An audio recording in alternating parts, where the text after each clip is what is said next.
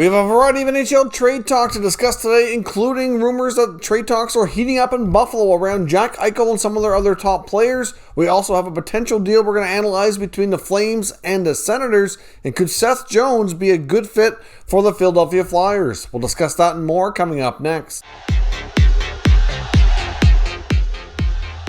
Welcome back to another video here at Top Shelf Hockey. Now, as I mentioned, today we're analyzing some different trade rumors from around the NHL. Before we jump into that, though, we do have another NHL prospect signing his entry-level contract, and that's Finnish star Anton Lundell, who's just coming off the World Championship tournament with Team Finland, where he picked up a silver medal and had a terrific performance. Just fell short, losing to Canada in the gold medal game in overtime. They were that close, but he himself was a dominant player in the tournament, putting up 10 points in 7 games. Had a solid year all around over in Liga as well. The 12th overall selection from the 2020 NHL draft is poised to have a pretty solid NHL career, I do think. So Florida gets him signed to its ELC, and he will make the jump to try to join the team in North America, see if he can crack the roster next season. So Lundell's officially under contract with the Florida Panthers. Now, as I mentioned, we have some different trade scenarios I want to take a look at here today. I want to kick things off with a potential deal we could see between the Flames and the Senators. Now, we have a pair of writers for The Athletic. We have Ian Mendez, who covers the Senators, and Haley Salvian, who used to cover the Senators and is now a writer for the Calgary Flames, analyzing a potential deal that could involve Sean Monahan heading to the Senators this offseason. Now, of course, we kind of can look at this and say whether or not this is a good fit, whether or not this trade makes sense. There is some talk on both sides that they kind of have different pieces that they're looking for. Now, they don't have any sources indicating these two teams are talking, but I thought the article was interesting and kind of outlines what a trade could look like, and from each team's perspective, would it actually make sense? Now, of course, from the Flames side of things, we know that they have coming off another disappointing season, and there's a lot of talk and a lot of rumors by a lot of NHL sources saying that the Flames really need to and are very likely to shake up that core. So between Monahan and Gaudreau, there's a good chance that one of them moves on, and we could see movement from other pieces as well, and they kind of take a different approach and kind of shake things up. So obviously Monahan is a guy who's been in the league for a while now. Certainly went straight to the NHL, has multiple 30-goal seasons under his resume, a solid 30-goal scorer. Monahan's a prototypical shoot-first goal-scoring center iceman, at least he has been so far. I mean, obviously playing with a great playmaker like Johnny Gaudreau certainly helped along the way as well, but he has the ability to finish and could very well kind of get his career back on track if he's able to move on. The last year or two have been somewhat down for Monahan. He's also battled a few injuries, which has impacted things as well. And just the overall results from the team haven't been fantastic either. So given the fact that they are likely looking to move somebody like that off that team, and there's a lot of talk that the Senators might want to shake up their team a little bit and bring in another veteran center to play in their top 2 or 3 lines to add more help up there. Obviously, they got a good first line center, and Josh Norris had a great rookie season.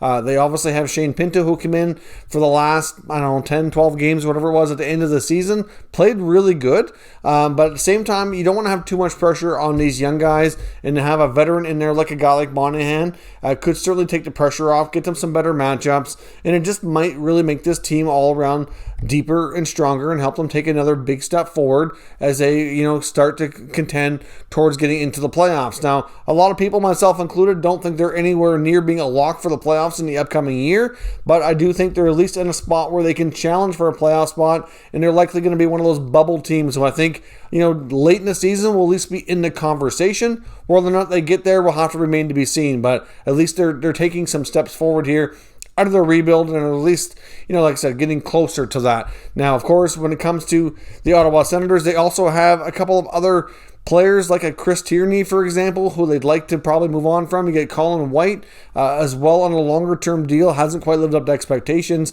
Those guys also play center. We also don't know exactly what the Sens will lose in an expansion draft with the Seattle Kraken as well. So obviously that kind of complicates things here too. So it obviously kind of makes things a little bit unpredictable what they might do. But personally, I think the Sens could benefit from a guy like Monahan, but a lot of it really just boils down to what is the asking price going to be and does it make sense. Now, according to Haley Salvian, writing on the Flames side of things in this article, she says the Flames are a little bit thin on the right wing side, and that's probably the main area they would want to focus on and bring in a return back. Ideally, maybe someone who can play center as well. So on the right wing, she said their wish list would either be Connor Brown or Drake Batherson. Now, for the most part, those are probably non-starters for Pierre Dorion and the Senators.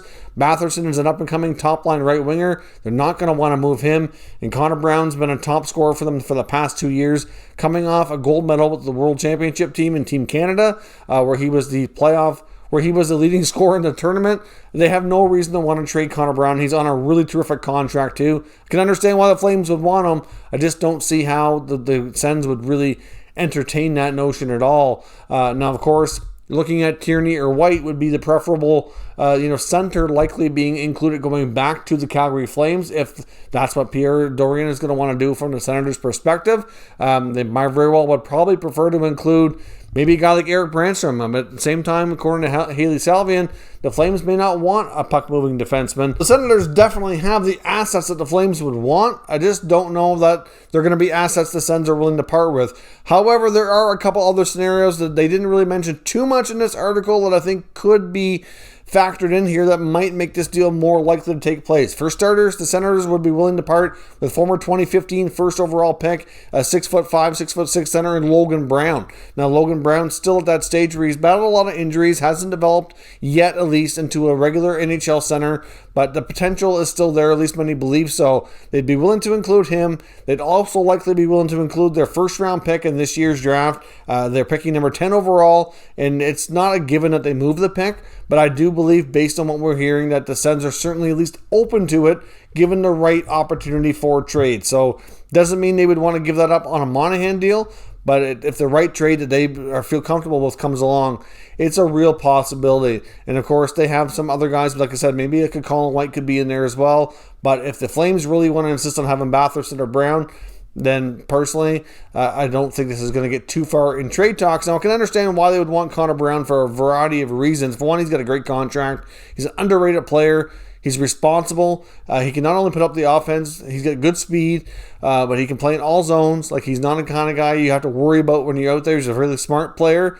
And he's had incredible chemistry with Flames forward Andrew Mangiapane at the World Championships, composing 2/3 of that top line, along with Ducks center Adam Henrique. So certainly, they've probably seen that, and I could see why, besides that, even without that chemistry, why they'd be interested. Connor Brown's an attractive piece for what you get based on what you're actually going to pay out in salary. So I do feel there's a good shot that Monahan gets moved. Of course, he played his junior hockey in Ottawa for the Ottawa 67s, so it's obviously an area he's familiar with.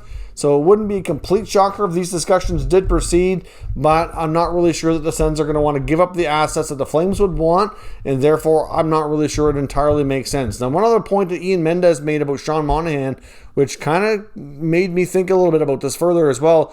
If you look at these two guys, he said he gets Bobby Ryan vibes from the breakdown of the statistics. They acquired Bobby Ryan, of course, a day after they lost Daniel Alfredsson to free agency, which shocked a lot of people.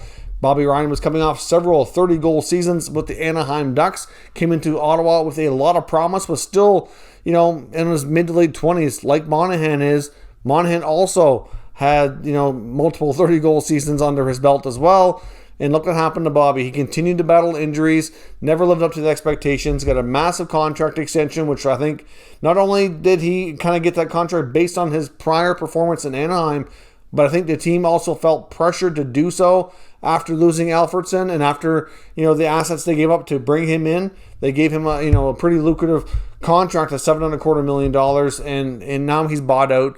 He still had a couple of years left on it. So, clearly that did not work out. As much as he's a great person, very likable guy, had his moments when he showed him to be a brilliant player. But unfortunately, those moments were too far and few in between.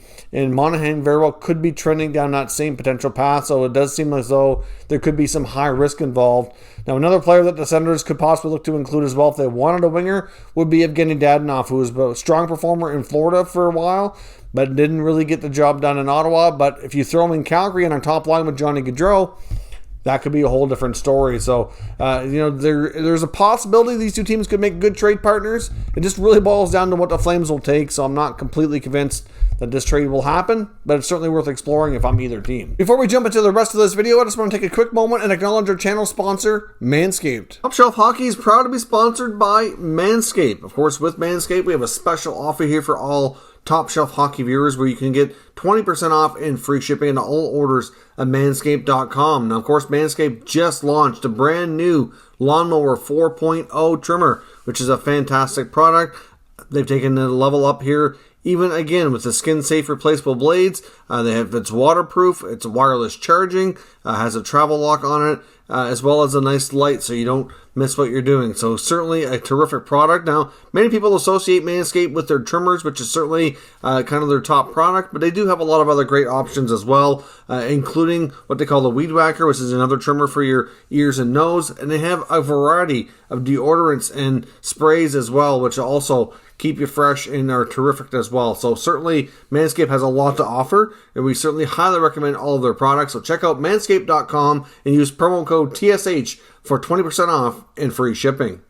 Now, when it comes to the Buffalo Sabres, as I mentioned, trade talks appear to be already getting underway and get the ball rolling here for possible Jack Eichel trades, as well as some of his teammates like Rasmus Ristolainen and Sam Reinhart. Darren Dreger of TSN's reporting today that conversations are already taking place. Teams are picking up the phone and calling Kevin Adams, which should be a surprise to nobody. I would be surprised if really all teams in the NHL don't at least pick up the phone, kick some tires, and at least, see what it would take. A player like this caliber doesn't come along every day.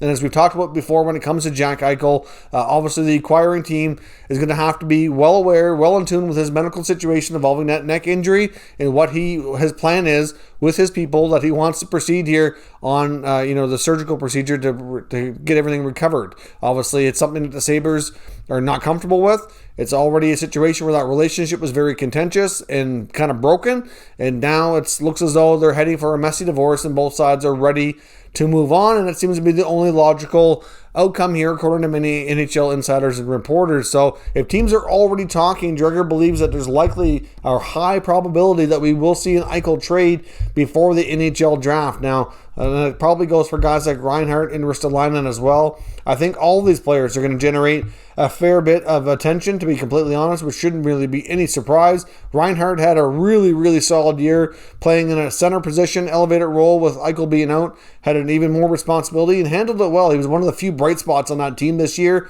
And of course, Eichel, because of his past and everything he's accomplished, is going to get tons of attention too. So as I mentioned before, teams like the Rangers, the Kings, the Minnesota Wild, the St. Louis Blues, to a degree, other teams out there as well. Like I said, there's lots of teams that are going to inquire. Those are the top four teams I think personally are probably in the best situation, but there's some other kind of teams that may not be, people are thinking of that can kind of come out of the woods and put together a really good offer that you don't think of and wow the team and end up getting the deal done. When it comes to Reinhart, I think a team like the Jackets are another team.